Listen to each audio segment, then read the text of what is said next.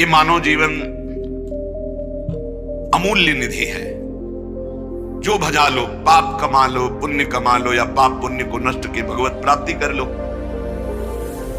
मनुष्य जीवन अमूल्य है, पर व्यर्थ बीता जा रहा है। जो नाम जप रहित समय गया, भगवत चिंतन रहित गया। हमें कितनी शीतलता और विश्वास है धन पर। ये क्या परम पद प्रदान कर देगा? ये क्या सुख प्रदान कर देगा? बैंक में रखे रखे रखे हमारे हृदय में क्या ये सुख प्रदान करेगा? कैसी मूढ़ता है, अभी प्राण निकल जाए सब गया। और राधा राधा परम धन आपके साथ जाएगा। बस चिंतन करता हुआ ये सुख भोग लिया, ये सुख भोगूंगा, ये एकत्रित कर लिया, ये खरीद लूंगा, ये कर लूंगा, वो कर लूंगा। इतने में मौत, मृत्यु दबोच लेती है, सारी कामनाओं को ध्वंस करके जीवन लीला ही समाप्त कर देती है। जब तक मृत्यु तुम्हें दबोच न ले तब तक कुछ कर सकते हो। भजन कर लो, नाम जप करते हुए अपने कर्तव्य कर्म का पालन करो। जिस धन मान परिवार विद्या यश और प्रभाव के भरोसे तुम गर्भ में प्रियालाल को भूल रहे हो। धन मान, ध्यान रखना, कई बार ये शब्द कहा है, अगर याद हो, भय और प्रलोभन इस मार्ग में दोनों भेजे जाते हैं। मायावी लोगों का संग होता है। धन मान परिवार विद्या यश प्रभुत्व, इसके गर्भ में आकर, इसके भरोसे में आकर जो तुम प्रभु को भूल रहे हो, अहंकार से फूल रहे हो, तुम्हारी जरा भी मदद ये न धन कर पाएंगे, न विद्या, न यश, न मान, न प्रभुत्व और न मायावी लोग। हाथ मलते रह जाओगे, कुछ हाथ नहीं लगेगा। जब प्राण निकलने का समय आता है तो जीवन में जो किया वही सामने नाचता है और वही तुम्हारे अगले जन्म का हिसाब बन जाता है। नेत्रों के सामने छा जाएगा वही दृश्य जो तुम्हारी दुर्गति होनी है। अगर भजन किए हो तो भगवान कहते हैं अंतिम समय मैं उसकी स्मृति बनता हूं। यही तो भरोसा आनंद दे रहा है। हमसे चूक हुई तो आपसे चूक नहीं होगी, आप हमारी स्मृति बन जाओगे। हाय,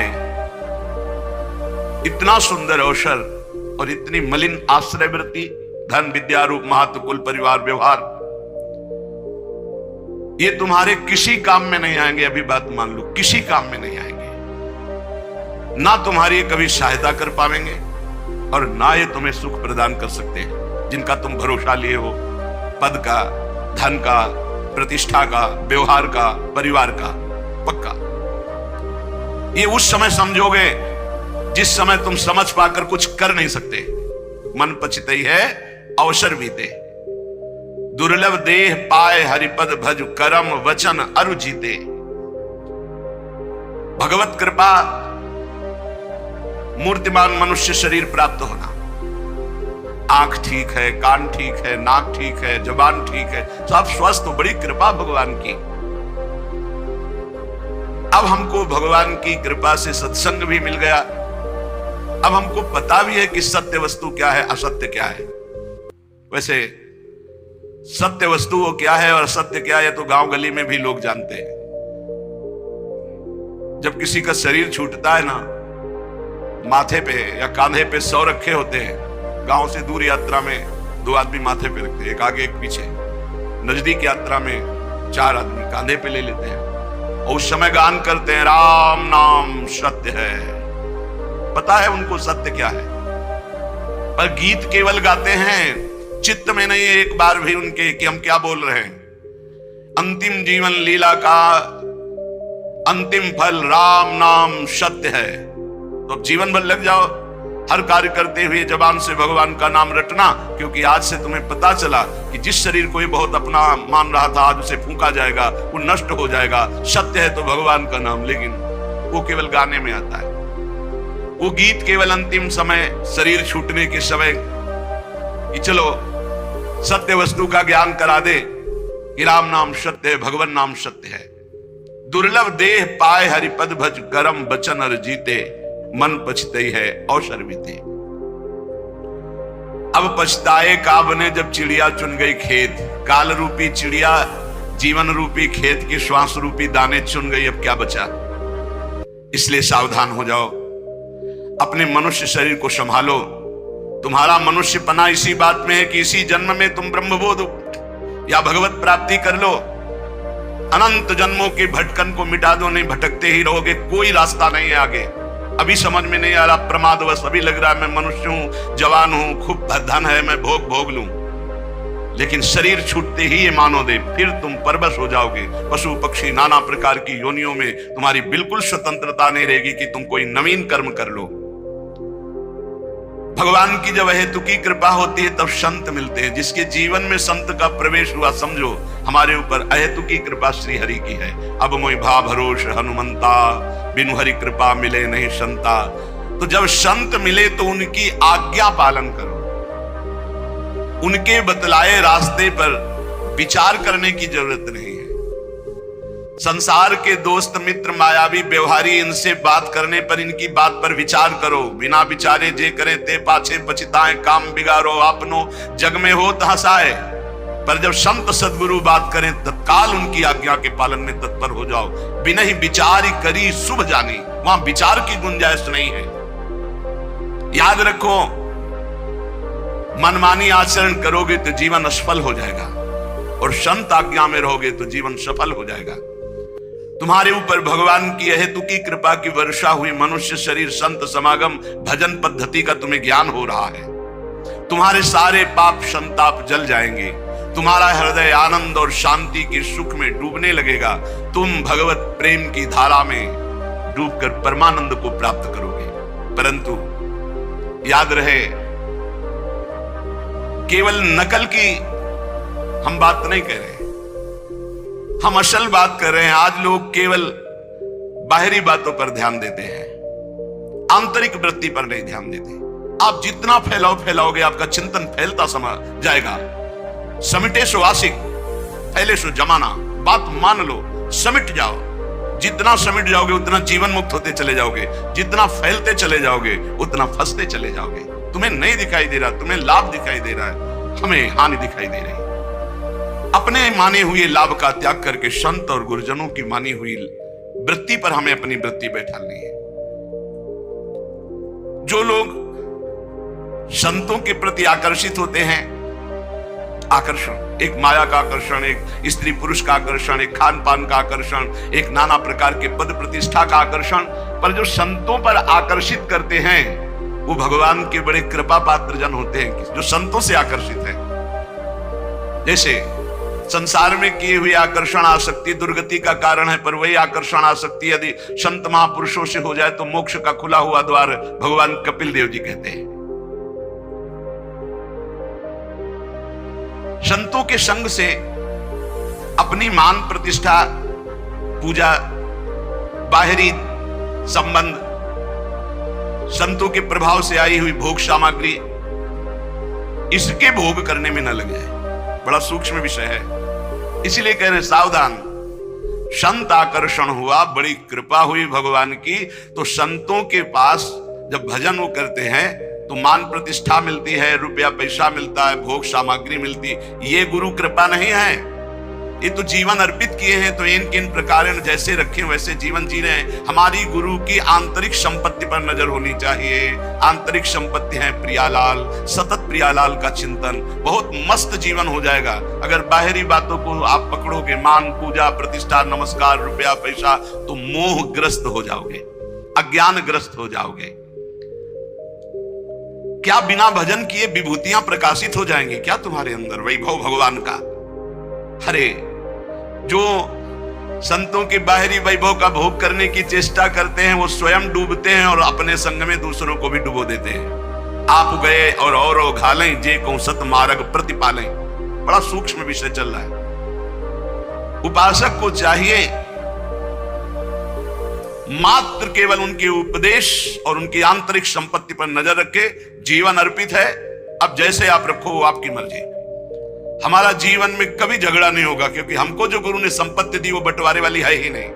न चोर चुरा सकते हैं और न कोई गुरु भाई बंटवारा कर सकता है। अमोघ संपत्ति है, और गुरु की बाहरी संपत्ति पर नजर ही नहीं होनी चाहिए। नहीं, आंतरिक दो जगह नजर नहीं कर पाओगे। बाहरी संपत्ति पे नजर तो गुरु की आंतरिक संपत्ति पर नजर नहीं, आंतरिक संपत्ति पर नजर तो बाहरी। ऐसे ब्रह्मादिक के भोग सब विषम लागत ताई, नारायण ब्रज चंद की लगन लगी ही जाए। कुछ लोग तो अनेक जन्मों में भ्रमण करते हुए ध्येय की प्राप्ति के लिए हमें भगवान ने मानव जन्म दिया। हमें अपनी इंद्रियों को संयम में रख करके सत्संग, स्वाध्याय, सेवा, सुमिरन, इसमें डूबना है। इसमें श्री भगवान स्वयं कह रहे हैं सबरी जी से, प्रथम भगति संतन करी संगा, दूसरी रति मम कथा प्रसंगा। सबसे पहली भक्ति है भगवान के प्रेमी भक्तों का संग। दूसरी भक्ति उनके मुख से निकली हुई भगवत चर्चा। भगवान श्री रामचंद्र जी महाराज कह रहे हैं संतों का सेवन करो। संत शब्द ने कहा, संतन, बहुत से संत और संतन बहुवचन प्रयोग किया। जहां भी भगवान की चर्चा करने वाले प्रेमी भागवत जन मिले, उनकी एक एक बात गौर से सुनो, अपने जीवन में धारण को, लेकिन भगवान से युक्त। भगवान ने जाति पक्ष को नहीं कहा, कुल पक्ष को नहीं कहा, विद्या पक्ष को नहीं कहा। जाति पाति कुल कर्म धर्म बड़ाई ये सब भगवान कहते हैं। एक बार एक कारे नाम के मुसलमान भक्त थे, उनको स्वप्न में भगवान श्री कृष्ण एकदम तो सब भूल गए और बस भगवान श्री कृष्ण के आशिक हो गए। उनको भक्तजन कारे ही कहने लगे, श्याम सुंदर के नाते से कारे ही। वो बड़े महान, हर समय केवल कृष्ण कृष्ण कृष्ण और उसमें डूबे रहते हैं। एक समय भ्रमण करते हुए वो जब नीलांचल पहुंचे तो जगन्नाथ जी के दर्शन के लिए बड़ा प्रेम उमड़ा। जब वहां दर्शन के लिए गए तो मंदिर में परिचय पूछा गया, क्योंकि उनकी वेशभूषा तो देखते ही संशय हो गया कि वो पूछा तो उन्होंने सच्ची बात बता दी, मैं मुकुल में जन्मा हूं। ऐसा उनको धक्का मार के बाहर कर दिया। तुम जगन्नाथ जी के मेन प्रधान द्वार से ही उनको, जो सेवक जन थे उनको ऐसा मान करके द्वार से ही उनको हटा दिया गया। और वो बहुत अंदर ही अंदर लड़े। हम तो जानते भी नहीं थे आपको, आपने आकर स्वप्न में परिचय दिया, मेरे चित्त को चुराया, अपना दास बनाया और आपने उत्साह पैदा किया कि चलो मेरे दर्शन करने, तो नीलांचल दर्शन कर। फिर ऐसा क्यों धक्का दिलवा दिया, द्वार पर से हटा दिया? तो वो कवि प्रकृति के थे, एकांत में जाकर के बैठ गए और कहने लगे, यदि तू जगत का नाथ तो हमारी भी सुध लीजिए। कह रहे, हे कारे, तूने करार किया, स्वप्न में आकर मेरे दिल को चुराया और बता दिया कि तू ही मेरा स्वामी है, और तू मुझे अलग मान करके धक्का दिलवा करके भगवा दिया। क्या यही प्रेम है? यदि तू जगत का मालिक है, अब मुझसे रहा नहीं जा रहा है, आपने हमारे को अपने दरबार से भगवा दिया। यदि तू सर्वलोक महेश्वर है, सबका मालिक है, तो फिर अब देर मत कर।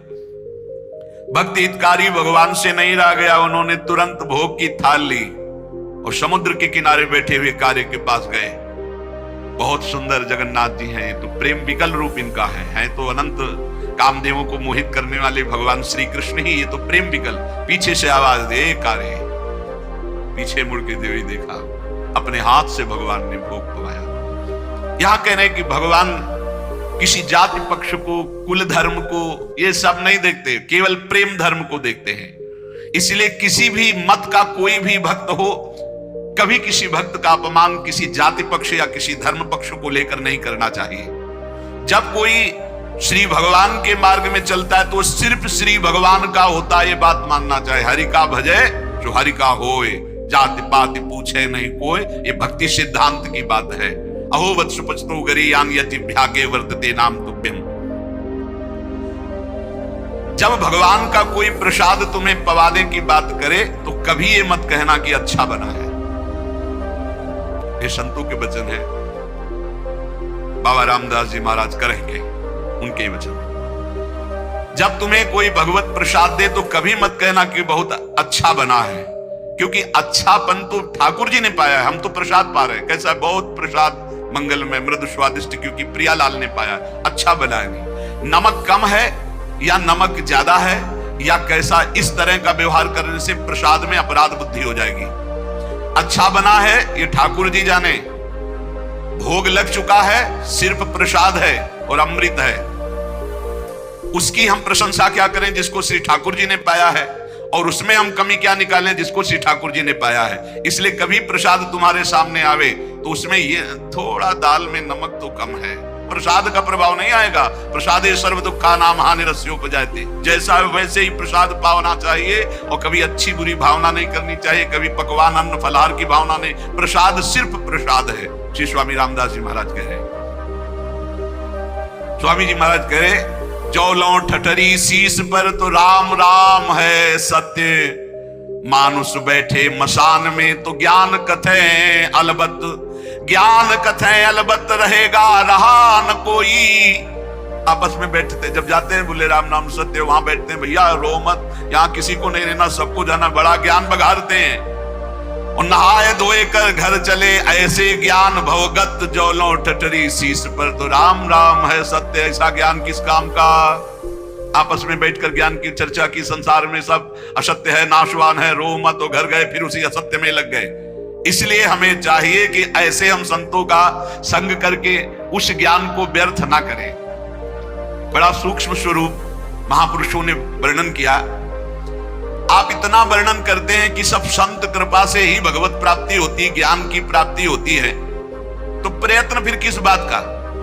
बहुत सुंदर महापुरुषों के सामने जो प्रश्न किए गए, संत भाव, कृपा भाव, इसी से भगवत प्राप्ति होती है, फिर प्रयत्न की क्या जरूरत है? यदि प्रयत्न की जरूरत है तो ये क्यों वर्णन किया जाता है कि भगवत प्राप्ति प्रयत्न से नहीं होती, कृपा से होती है? भगवत कृपा से होती तो सबको भगवत प्राप्ति हो जानी चाहिए, क्योंकि प्रयत्न से होती नहीं है, और प्रयत्न से होती तो फिर भगवत कृपा से होती है। ऐसा कैसे हो सकता है? संत कृपा से होती है, भगवत कृपा से होती है, यही शब्द सुनते चले आ रहे हैं। हमारा प्रयास, हमारे प्रयत्न से भगवत प्राप्ति नहीं होती। ठीक है, तो सबको भगवत प्राप्ति हो जानी चाहिए, क्योंकि संत और भगवान की समान सब पर कृपा होती, फिर प्रयत्न की जरूरत क्या है? फिर यह क्यों कह दिया जाता है कि तुम अधिकारी नहीं हो? अधिकारी अनाधिकारी से क्या मतलब? कृपा तो सबके ऊपर बराबर है, और संत भगवान की कृपा में कोई भेद नहीं होता, इसलिए सबका कल्याण हो जाना चाहिए। तो क्यों नहीं होता? इसका उत्तर यह है कि भगवत प्राप्ति केवल भगवत कृपा, संत कृपा से ही होती है, मोक्ष मूलम गुरु कृपा। पर परमात्मा की कृपा, संत की कृपा सभी पर है, बिल्कुल सत्य समझो, पर तीव्र चाह आपको करनी होगी। तीव्र चाह में जो आपके अंदर व्याकुलता पूर्वक नाम जप है, नाम कीर्तन, ये उन्हीं की कृपा से हो रहा है। आपको चाह सत्संग सुन के करनी होगी, मुमुक्षुता आपको धारण करनी होगी। मुझे भगवत प्राप्ति करनी, ये निश्चय आपको करना होगा। भगवत कृपा, संत कृपा में बड़ी सामर्थ्य है, परंतु भगवत कृपा और संत कृपा को चाहते कितने लोग हैं? ईमानदारी से देख लो। परमात्मा की कृपा, संत की कृपा पर कितने लोग अपने जीवन को अर्पित किए हैं? संत की कृपा, भगवत कृपा पर वो यही भक्त हैं जो हर प्रश्न की बात में यही केवल कहते, हम तो कुछ नहीं जानते, बस इतना जानते हैं कि हमारे गुरुदेव हैं, बस हमारे तो सब कुछ गुरुदेव हैं। अब इसी बात पे डटे रहो, तुम्हारा कल्याण हो जाएगा। इस बात से फिसल गए तो तुम्हारे पास कुछ है ही नहीं। जिनका विश्वास है उन्हें प्राप्ति निश्चित होती है। बहुत ही सूक्ष्म विषय है। यदि ये कहा जाए कि परमात्मा की प्राप्ति तो सभी चाहते हैं तो बिल्कुल गलत है। इतने लोग बैठे हैं, परमात्मा की प्राप्ति किसे चाहिए? किसे प्रियालाल चाहिए? हृदय से देखो किसके अंदर चाह है। ऐसी चाह जिसमें कोई भी अन्य चाह ना हो। परमात्मा प्राप्ति की चाह तभी मानी जाती है जिसमें अन्य कोई चाह ना हो। और देख लो, अन्य चाह है इसलिए परमात्मा प्राप्ति की चाह नहीं मानी जाएगी, प्रबल चाह नहीं है। हम देखते हैं जिसको धन की चाह होती है वो धन के लिए कहीं भी दूर देश जाना पड़े, कुछ भी करना पड़े, सब कुछ, धूप कष्ट गाली सब सहने के लिए तैयार है। इसी प्रकार भगवत प्राप्ति की जब चाह होगी तो हर कष्ट सहने के लिए तुम तैयार हो जाओगे। धन केवल चाहने से नहीं मिलता। धन के लिए प्रारब्ध बलवान, क्रिया में प्रवीणता और समय की संयोगता तीनों होती तब धन की प्राप्ति होती है। लेकिन भगवान की प्राप्ति जड़ धन की तरह नहीं है, इसमें चाह प्रबल चाहिए। प्रबल चाह, खास बात है प्रबल चाह। ये जितनी साधनाएं लालसा पैदा करने के लिए है, आपकी चाह पैदा हो जाए। रुद्र सुश्वरम राजन कृष्ण दर्शन लालसा, आपकी लालसा प्रकट हो जाए भगवत साक्षात्कार की। जो भगवान को जैसे चाहता है, जो कुछ चाहता है भगवान जान रहे हैं। जो केवल भगवान को चाहता है उस पर संत कृपा, भगवत कृपा बरस पड़ती है। सत्य मानो, उसकी चाह कभी निष्फल नहीं होगी, उसे निश्चित भगवत प्राप्ति होगी। अमोघ है। भगवान की चाह से बिना ही प्रयत्न किए भक्त की चाह अपने आप पूर्ण हो जाएगी। इतना स्मरण रखना चाहिए कि भक्त की चाह होनी चाहिए भगवान से मिलने की।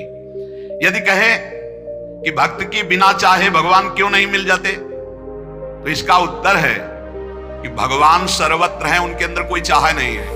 जब भक्त चाह करता है तो भगवान के हृदय में उससे मिलने की चाह पैदा हो जाती है। नहीं, सर्वत्र हैं, वो व्याप्त हैं, वो समरूप से विराजमान है। वो तुमसे मिलना तब चाहेंगे जब तुम मिलना चाहोगे, और जितना मिलना चाहते हो उतना हो। तुम स्त्री रूप में चाहते हो, स्त्री रूप में वो हैं, धन रूप में चाहते हो, धन रूप, जो चाहोगे वैसे हैं, आज भी तुम्हारे साथ है। और जब इन रूपों का त्याग करके भगवत रूप चाहोगे तो वही चाह आपको जाकी रही भावना जैसी प्रभु मूर्ति देखी तीन तैसी। इस पर शंका होती है कि जब भक्त की चाह से ही भगवान में चाह होती है तो भगवान की कृपा की प्रधानता हुई कि भक्त की प्रयत्न की प्रधानता हुई। आप कहते हैं संत कृपा से भगवत प्राप्ति होती है, तो निर्णय आया कि भक्त की चाह से ही भगवान के हृदय में मिलन की चाह होती है। तो प्रधानता तो भक्त का प्रयत्न ही हुआ ना। बड़ा सुंदर विवेचन है। इसका उत्तर है कि भगवान को प्राप्त करने की इच्छा मात्र को प्रयत्न नहीं कहा जाता। क्यों? क्योंकि भगवान ने मनुष्य शरीर दिया, भगवान ने संत समागम दिया, संत समागम सुनकर के साधन मिला, साधन से आपके अंदर चाह पैदा हुई। ये सब कुछ भगवान की तरफ से आपको मिल रहा है, आप इसमें कहीं नहीं हैं। यदि इसी को प्रयत्न माने तो इतना प्रयत्न तो अवश्य साधक को करना पड़ेगा ही कृपा प्राप्त करने के लिए। भगवान स्वयं साधक को अध्यात्म की ऊंचाई पर चढ़ाने के लिए छोड़ देते हैं। चलो, जैसे अपने छोटे से बच्चे को जब मां चलना सिखाती है, पहले पकड़ के फिर छोड़ देती, चलो, वो लड़खड़ाता है तो पकड़ लेती, पर वो चढ़ाती। बच्चे को चलना भी वही सिखाती है और मालिश भी वही तेल की करती है, पैरों को पुष्ट भी वही करती। पूरा का पूरा कार्य भगवान कर रहे हैं। पकड़ के सत्संग में लाना, सिखाना, चलाना, अध्यात्म की ऊंचाई तक सब कुछ भगवान कह रहे हैं। जैसे वो मां बच्चे को ऐसे चलाती है, ऐसे श्री भगवान चला रहे हैं। मां का प्यार बच्चा भूल सकता है, लेकिन मां का प्यार सदैव बच्चे के प्रति बढ़ता जाता है। मां स्वार्थी भी हो सकती है क्योंकि माया जनित उसका प्यार है। भगवान का मायातीत प्यार है, वो हर स्थिति में बढ़ता रहता है। इसलिए इस रहस्य को जानने वाला पुरुष भगवान की दया और करुणा पर विश्वास करके अन्य आश्रय कभी नहीं लेता। एक वचन आता है कि राम सिंधु घन सज्जन धीरा, चंदन तरु हरिशंत समीरा, मोरे मन प्रभु अस विश्वासा, राम ते अधिक राम कर दासा। भगवान समुद्र हैं तो संत मेघ हैं, भगवान चंदन है तो संत पवन है, वायु है। इसलिए मेरे मन में ऐसा विश्वास आता है कि भगवान से बढ़कर भगवान के भक्त जन हैं। समुद्र जल से परिपूर्ण है, परंतु वो जल किसी काम में नहीं आता, ना कोई उसे पीता है, ना वो खेती सींचने के काम में आता है। लेकिन जब बादल बनकर के बरसता है तो मोर, पपीहा, खेती, पूरे जगत को आनंद की लहर बरसाता है। इसी प्रकार परमात्मा सच्चिदानंद घन समुद्र है, लेकिन संत जन बादल बनकर के उसी समुद्र से, उसी आनंद से आनंद लेकर बरसाते हैं। तभी सबके हृदय में क्षमता, शांति, प्रेम, जितेंद्रियता, बुद्धिमत्ता ये सब बढ़ने लगती है। साधक रूपी मोर, पपीहा ये सब आनंदित हो उठते हैं जब संत रूपी मेघ गरजते और बरसते हैं। उनकी गर्जना, उनकी वर्षा आनंद सिंधु भगवान की वर्षा है। आनंद सिंधु समुद्र से आनंद लेकर वर्षा करना है। जैसे चंदन में सुगंध होती है, परंतु वायु स्पर्श न करे तो बगल के वृक्ष तक नहीं पहुंच सकती, और वायु स्पर्श करती तो दूर दूर के नीम बबूल भी चंदन की तरह सुगंधित हो जाते हैं। ऐसे ही संत जन, भक्त जन, भगवान है चंदन और ये है वायु। ये दूर दूर तक नीम बबूल जैसे स्वभाव वाले दुष्ट जन भी संत वाणी के द्वारा अपने जीवन का परिवर्तन करके महात्मा बन गए, संत बन गए। हिंसक, चोर, व्यभिचारी ये उनकी वाणी के प्रभाव से भगवदानंद का अनुभव करने वाले ब्रह्म ऋषि महात्मा बन गए। संतों की भगवान से ज्यादा बड़ी कृपा होती है। संतों में कभी द्वेष नहीं होता। उनका हृदय ऐसा होता है कि दूसरे को जरा भी दुख के समीप जाते हुए देखकर उनका हृदय कांप उठता है। क्यों जा, अच्छा उसको लग रहा है मैं बहुत अच्छे मार्ग में जा रहा हूं, उनको लग रहा है दुख में फंसने जा रहा है। इसलिए संतों की बात कभी कभी कड़वी लगती है। नारद सिख जे सुने नर नारी और अवश्य भवंतज होए भिखारी। देखो, मां चाहेगी बेटा खाए पिए खूब सोए, पिता चाहेगा इतना वैभव एकत्रित कर दूं किसी का कभी कोई जरूरत, और गुरु चाहेगा कि किसी काम का न रह जाए, न इसे नींद आवे, न इसका पेट भरे, न इसके पास धन का बल हो, न इसके पास जन का बल हो। एक बल हो महाबल, केवल भगवान का। बहुत अंतर है, बहुत अंतर है संसार के और गुरुदेव के प्यार में, बहुत अंतर है। वो संसार की हर कट करके एकमात्र भगवान का सहारा, और संसारी जन हर कट करके भगवान के मार्ग से केवल संसार का सहारा। जमीन है, रुपया है, बैंक बैलेंस है, रिश्तेदार है, नातेदार है, खूब मौत से खाएगा, मौत से खाएगा नहीं, काल खाएगा। काल जैसी तरिवंश प्रपंच बंच सब काल ब्याल को खायो, या ये जान श्याम श्यामापद कमल संग शिरनायो। भगवान की दया में साधक में कायरता नहीं आ जाती, ध्यान रखना। अब सब भगवान की दया से हो जाएगा ऐसा नहीं, वो कायर नहीं होता, वो बहुत ही कार्य प्रवीण होता है। जो गुरुजनों ने सेवा, जो भजन, जो उसमें लगा है, पर भरोसा भगवान की कृपा का है कि भगवान की कृपा से नाम जप हो रहा है, भगवान की कृपा से वृंदावन वास हो रहा है, भगवत कृपा से संत समागम, भगवत कृपा से हमसे साधन भजन बन रहा है।